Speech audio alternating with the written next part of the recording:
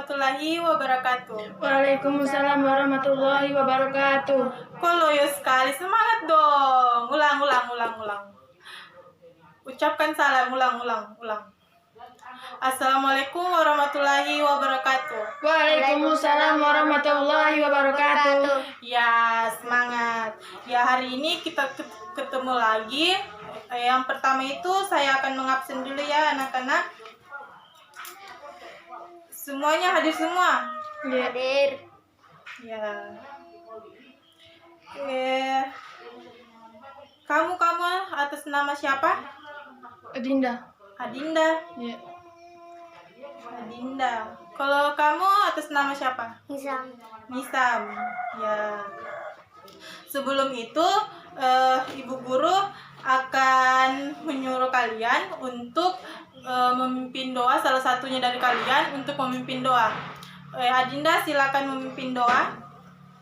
Sebelum itu.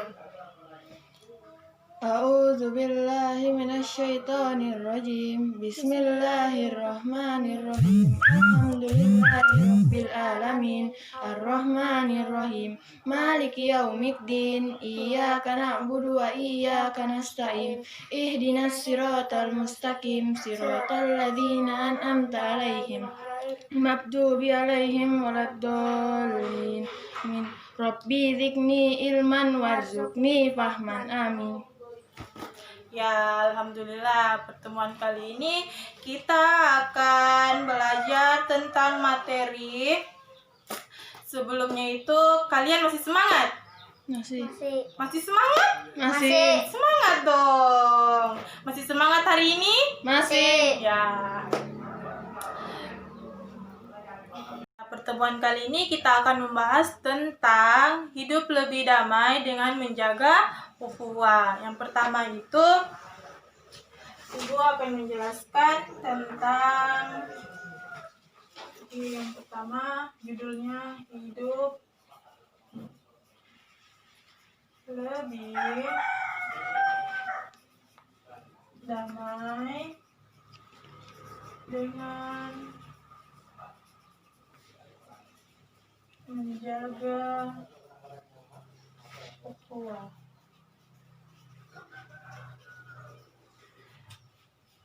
Pertemuan kali ini, materi tentang ini dia terbagi-bagi menjadi 3. Yang pertama itu mujahadatun nafs. Mujahadatun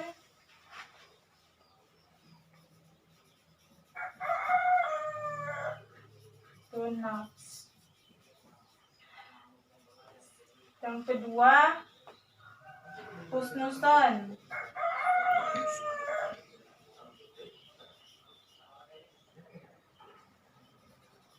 Yang ketiga, ukhuwah. Di mana yang pertama itu mujahadatun nafs.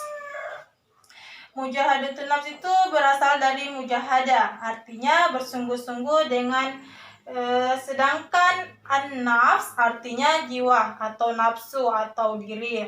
Jadi mujahadatun nafs artinya perjuangan sungguh-sungguh melawan hawa nafsu.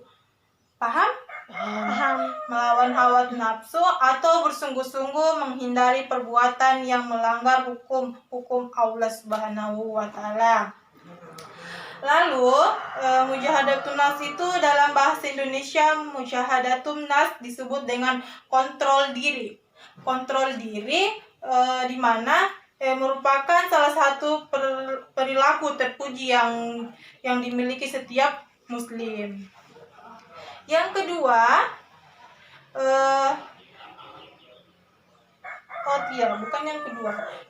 selanjutnya itu melalui perjuangan Rasulullah SAW, kaum muhajirin dan kaum ansar telah memberikan teladan dalam mujahadatun nafs. Mereka itu mampu mengendalikan diri, adalah orang-orang yang memiliki tingkat kebahagiaan dan menciptakan lingkungan yang harmonis dan saling memberi teladan yang baik. Terus itu meskipun terkadang ujiannya pun sangatlah berat, karena yang kita hadapi sungguh-sungguhnya adalah diri kita sendiri, maka perbuatan ini haruslah kita lakukan, karena itu merupakan langkah awal dari kebahagiaan yang mesti kita perjuangkan agar dapat menjadi kebiasaan yang dapat menular sehingga berdampak positif bagi lingkungan dimanapun kita berada. Lalu Rasulullah SAW bersabda yang artinya, hai orang yang kuat, bukanlah dengan bergulat, namun orang yang kuat itu adalah orang yang mampu mengendalikan dirinya ketika marah. Hadis riwayat Bukhari dan Muslim. Terus yang kedua menjelaskan husnuzon. Husnuzon yang artinya berburuk Sangka. ya, berburuk sangka. Berburuk sangka ini maksudnya terhadap sesama adalah penyakit yang berbahaya di antara penyakit-penyakit hati. Jadi itu berburuk sangka sangat tidak baik. Nggak boleh itu kita misalnya tetangganya kita udah beli kipas angin, kita yang tak putar, bukan tak, karena kita tidak boleh berburuk sangka. Sesuatu hal yang diperlakukan oleh di sekitar kita itu tidak boleh kita berburuk sangka. Kita harus berpikiran positif, karena berburuk sangka akan mendapatkan dosa.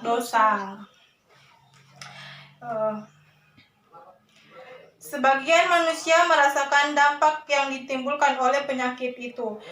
Jadi itu penyakit berburuk sangka sangat luar biasa. Karena kita itu tidak boleh berburuk sangka kepada siapapun saja. Harus berpositif thinking kepada diri kita sendiri. Terus di antara tandanya adalah jika Anda berkata kepadanya dengan suatu kalimat atau Anda melakukan sesuatu pekerjaan, maka di dalam hatinya terjadi was-was, prasangka buruk, atau apa yang Anda katakan atau lakukan itu dengan was-was menyimpulkan diri sendiri, ucapan yang tingkat orang lain dengan kesimpulan yang negatif. Jadi tidak boleh kita berburuk sangka kepada siapapun. Kadang-kadang menjadi persoalan, bahkan menimbulkan perpecahan, sedangkan secara kodrat manusia selalu membutuhkan yang lain dalam hidupnya. Seperti yang diriwayatkan oleh Allah Subhanahu wa taala dalam Surat Al-Hujurat ayat 12 yang artinya itu, wahai orang-orang beriman, jauhilah yang banyak dari prasangka, sesungguhnya sebagian prasangka itu dosa, dan janganlah kamu mencari-cari kesalahan orang lain, dan jangan pula ada di antara kamu yang menggunjing sebagian yang lain. Apakah ada di antara kamu yang suka memakan daging saudara yang sudah mati? Tentu kamu merasa jijik kan? Jijik. Dan bertakwalah kepada Allah Subhanahu wa taala, sesungguhnya Allah Maha Penerima Taubat, Maha Penyayang. Itu Quran surat Al-Hujurat ayat surat 49 ayat 12.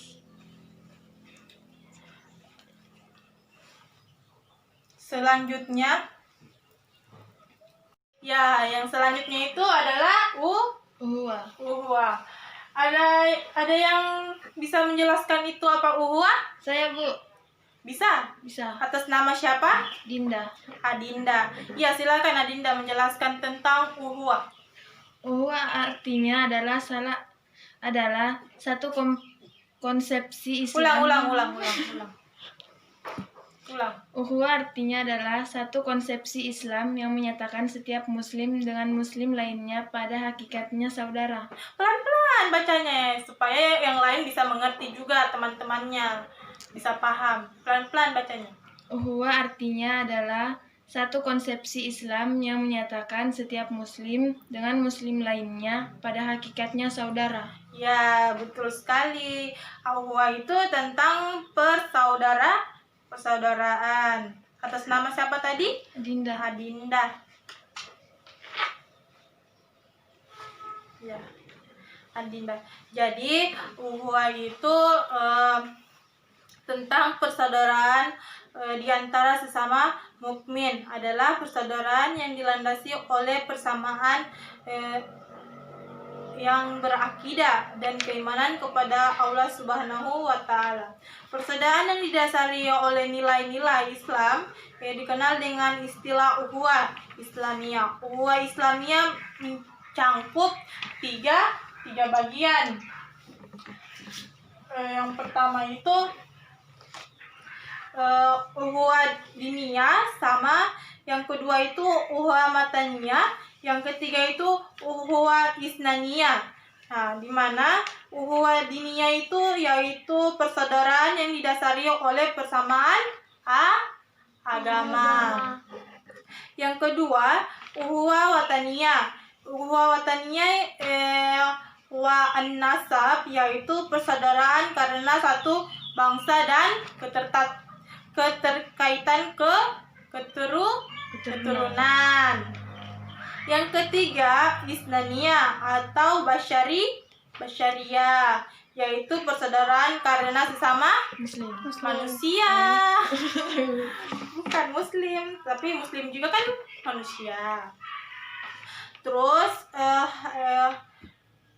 ada ayat yang menyatakan artinya sesungguhnya orang-orang mukmin itu bersaudara. Karena itu damaikanlah antara kedua saudaramu yang berselisih dan bertakwalah kepada Allah agar kamu mendapatkan rahmat dari Allah. Quran Al-Hujurat ayat surat 49 ayat 10. Lalu ya, anak-anak ada yang mau bertanya tentang seputaran ini yang Ibu jelaskan tadi? Saya. Siapa? Atas nama siapa? Adinda. Oh, Adinda lagi yang mau bertanya ya. Yang dulu ya, Adinda. Iya. Saya cari pulpen dulu. Ya, ini punya pulpennya. Ibu tulis pertanyaan kepada Adinda. Ya, Adinda, pertanyaannya apa ya? Coba jelaskan pentingnya ukhuwah di era sekarang, di saat umat terpecah dan sedang ramai masalah pilpres. Oh, bagus sekali pertanyaannya ya. Coba jelaskan pentingnya ukhuwah di antara era sekarang sama di saat umat terpecah dan sedang ramai di masalah pilpres. Ya, saya akan coba menjawab ya. Pertanyaannya cukup bagus. Ya, pertanyaannya itu ukhuwah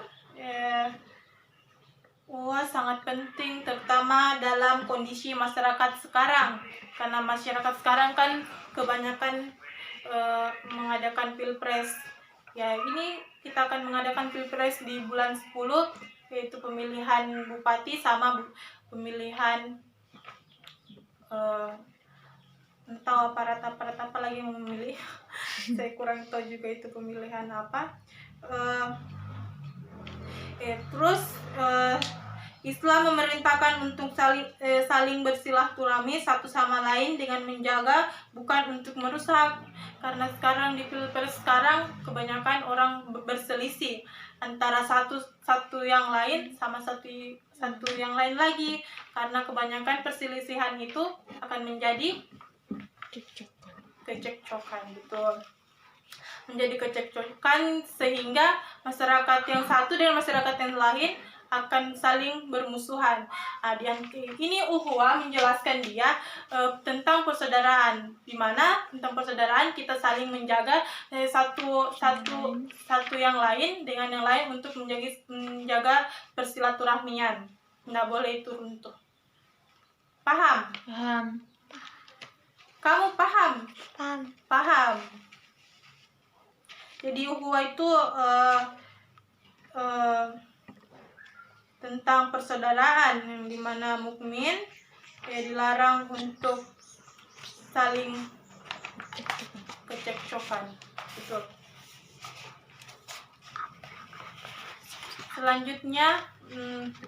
Selanjutnya itu manfaat dan hikmah persaudaraan yang dimana persaudaraan itu adalah ukhuwah. Yang pertama itu menumbuhkan saling pengertian. Yang kedua itu menumbuhkan sikap saling tolong menolong. Yang ketiga itu menumbuhkan sikap saling menghargai. Yang keempat akan melahirkan rasa persatuan dan kesatuan. Yang kelima menenangkan hati manusia. Jadi anak-anak ukhuwah itu adalah tentang persaudaraan, menjaga dan saling bersilaturahmi satu sama lain kepada masyarakat.